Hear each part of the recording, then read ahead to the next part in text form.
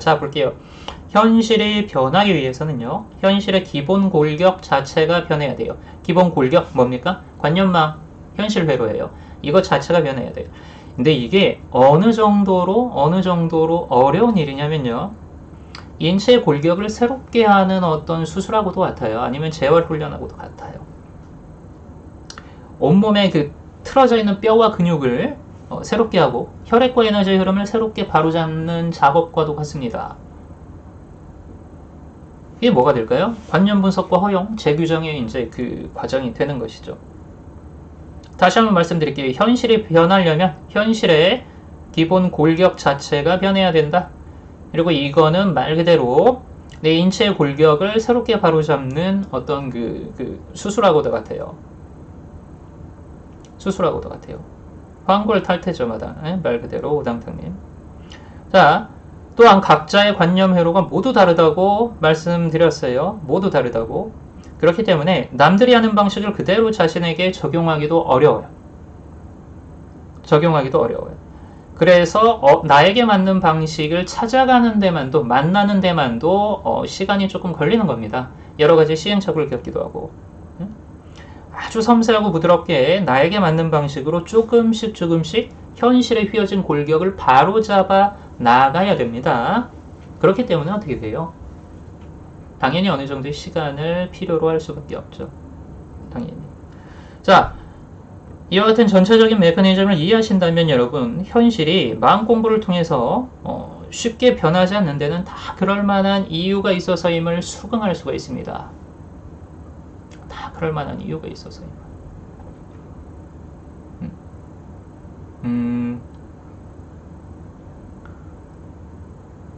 힘겨루기가 나타나는 거죠. 기존의 관념들과 새로운 관념들이.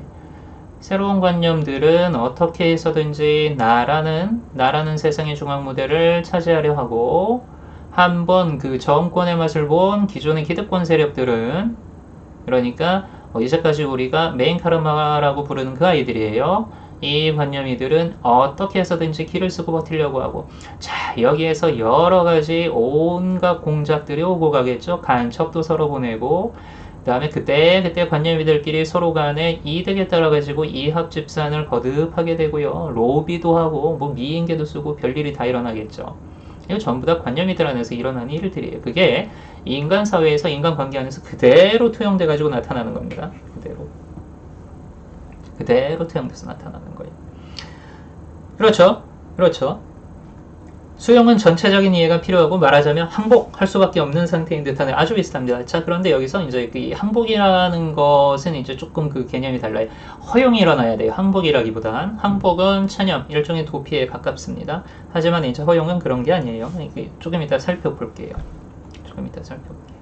자, 여러분, 처음부터 이 부분을 알고 있으면 이제 마음을 이렇게 내시는 거예요. 변하지 않았다면 그럴 만한 이유가 있는 것이다. 게다가 그 이유가 인격화한 관념이들의 생존과 관련된 것이라면 어떻게 되겠어요?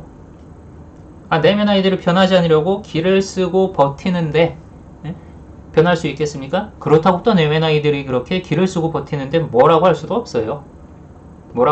이건 자연스러운 움직임이기 때문에 그래요. 나를 지키고 보존하기 위한. 자, 그렇기 때문에 무엇이 필요합니까? 진정한 변화를 위한 첫 번째 스텝은요, 여러분, 우리의 삶을 출력해내는 관념이들 각자의 존엄성을 인정해주는 것으로부터 시작해야 됩니다. 왜 이렇게 안 변하지? 한탄하고 막 뭐 자포자기하고 막 그러지 마시고, 우리의 삶을 출력해내는 관념이들, 그럴만하기 때문에 그러한 현실이 나타나고 있다는 사실, 이 현실을 출력해내고 있는 관념이들 개개인의 각자의 존엄성을 인정해주는 마음, 이 마음이 이제 필요한 거예요. 이 마음으로부터 진정한 허용이라는 이제 여정이 시작이 되게 되는 거죠. 이 허용의 마음이 만들어지지 않는 한, 여러분, 현실적인, 근본적인 어떤 그 변화는, 현실 안에서 근본적인 변화는 나타나기 힘들어요. 변화가 나타나는 데 보인다 하더라도 해결되지 않았던 기존의 이제 고정관념들이 또 힘을 또 강하게 써버리면 돌아가고 말죠. 휘리릭 하고 반복되는 패턴 안으로 다 윤회하고 말죠. 윤회하고 말죠. 자, 허용에 대해서 지금 말씀드리고 있는데요. 허용에 대해서 말씀드리고 있는데요. 현실을 근본적으로 바꾸는 진정한 힘은 허용으로부터 시작한다. 이 허용에는 한 가지 비밀스러운 이치가 그리고 원리가 숨어져 있습니다. 자, 이게 뭘까요? 자, 볼게요, 여러분. 우리가 현실을 바꾸고자 할 때, 그러니까 새로운 관념을 선택해서 받아들이려 할 때, 현재의 내 현실을 출력해내고 있는 낡은 관념들은 무엇으로 치부됩니까? 얘네들은 뭐 취급을 할까요?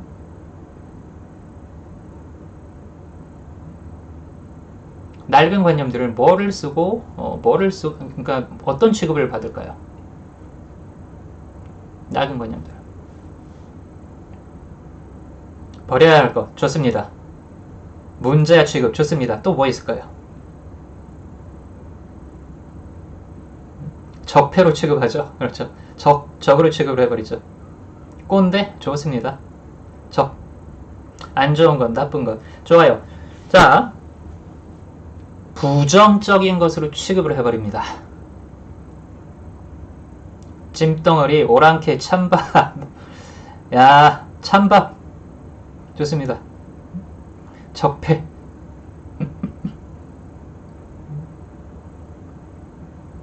부정적인 것으로 취급을 해버려요. 현재의 내 현실을 부정적인 것으로 취급해버립니다. 자, 그리고 이 부정적인 것들을 어떻게 해서든 뭐 하려고 합니까? 이제 밀어내려고 하죠. 기존의 것을 싹 뽑아버리고 밀어버리고 내 입맛에 맞는 것, 내가 원하는 새로운 것을 심으려고 얘네들을 어떻게 해서든지 배척하죠. 어떻게 해서든지 배척하죠. 뿌리 뽑고 배척하고 미워하고 그러니까 얘들의 존재를 뭐하기 시작하는 겁니까?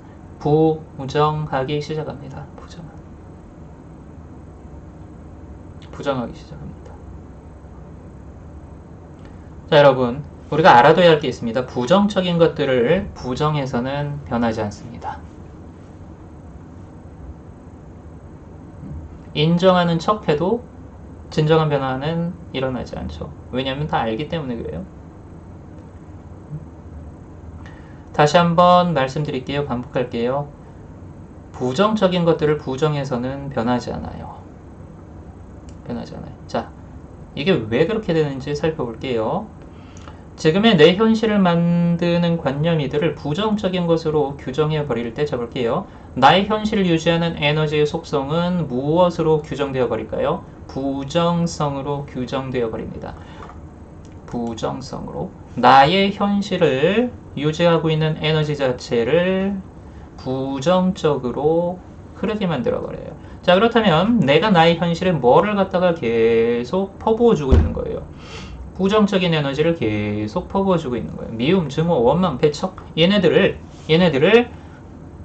나의 이 지긋지긋한 현실과 이 현실을 만들어내는 관념이들한테 낡은 고정관념이들한테 미움, 증오, 원망, 배척을 쏟아부으면 부을수록 어떻게 된다는 얘기입니까? 오히려 부정성이라는 속성 자체는 강화시키고 있는 거예요. 강화시키고 있는 거예요. 여러분, 부정적인 것들의 역할이 무엇인지 아세요? 부정적인 것들의 역할? 얘네들은 뭐 임무를 가지고 있습니다. 뭘까요? 부정성을 표현하는 게 임무겠죠? 부정성을 표현하는 게 부정적인 것들의 역할이에요. 그들의 임무예요. 그렇죠? 자, 그런데 볼게요. 이 역할 때문에 얘네들은 어쩔 수 없이 항상 미움받고 배척되어야만 그 존재가 유지되는 속성을 가지고 있습니다. 다시 반복할게요. 부정성은 무엇을 드러내기 위해서죠? 부정적인 것을 드러내기 위해서요. 역할이 뭐예요? 부정적인 것을 표현하는 역할을 맡고 있어요. 임무예요, 그게 애들이. 얘들이. 자, 그런데 뭡니까? 부정성은 아이러니하게도 부정당해야만 유지됩니다. 부정성은 항상 미움받고 배척받아야만 오히려 그 존재가 유지돼요. 오히려. 자, 허용이라는 것은요, 부정성이 가진 속성을 변화시키는 힘을 가지고 있어요. 예를 들어 볼게요. 배척받아야지만 존재를 유지할 수 있는 슬픈 아이들이 있습니다. 이 아이들이 그런데 인정받기 시작해요. 욕먹지 않고, 배척받지 않고, 외면받지 않고, 인정받기 시작해요. 얘네들의 존재 자체를, 얘네들의 역할을, 얘네들의 가치를, 얘네들의 의미를. 자, 아까도 말씀드렸죠? 얘네들은 맡은 바 역할 때문에 어쩔 수 없이 항상 뭐 당해야 됩니까? 미움받고 배척받아야만 되는 거예요. 근데 왜? 이 부정성이들이 이런 대접을 받아줘야지만 긍정성에 해당하는 것들이 존재할 수 있기 때문에 그래요. 부정이들이라고 그런 대접을 받고 싶어서 그런 것이 뭐 선택을 하는 게 아닙니다. 상대성, 전체성, 동시성 안에서 얘네들이 서로가 서로의 존재 근거가 되어주지 않으면 나타날 수 있는 것 자체가 없어요. 긍정성도 부정성도. 자, 어찌됐든 얘네들이 어떤 역할을 맡고 있는지에 대해서 깊이 진짜 가슴으로 한번 묵상해 보세요. 깊이. 자, 그랬더니 이게 웬걸? 내가 나의 현실을 어떻게 해서든지 미워하고 밀어내고 바꾸려고 하는 마음을 내고 있는 동안은 오히려 부정성에다가 물을 주고 있었구나. 얘네들을 밀어내고 배척하고 있는 그게 오히려 얘네들의 이 존재를 갖다 유지시켜주고 있었구나. 그걸 아셔야 돼요. 그래서 말씀드립니다. 부정성은요, 부정을 통해서 부정할 수가 없어요.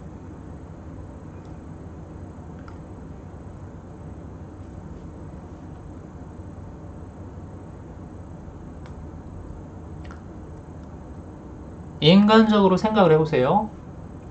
관념들 전부 다 인격이라고 말씀드렸죠. 인간적으로 생각을 해보세요. 얻어맞는 역할, 샌드백 역할을 맡는 겁니다, 얘들이. 그리고 절대로 환영받지 못하는 역할을 맡아요. 항상 부정만 당하고 외면만 당해야 돼요, 얘들이.